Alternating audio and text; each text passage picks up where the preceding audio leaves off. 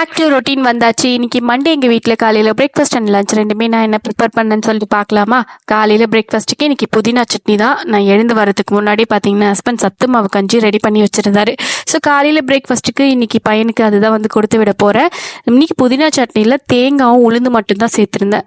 ரெகுலராக பார்த்தீங்கன்னா நான் தனியாலாம் சேர்ப்பேன். இன்னைக்கு சேர்க்கலை, தனியாக காலி ஆயிடுச்சு, அதனால சேர்க்கலை.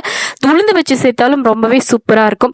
காலையில் அவனுக்கு தோசை ஊற்றி கொடுத்து சட்னி போட்டு நல்லா வந்து ரோல் பண்ணி விட்டுட்டேன். தோசையை அவனுக்கு டிஃபன் பாக்ஸில் வச்சு பேக் பண்ணியாச்சு.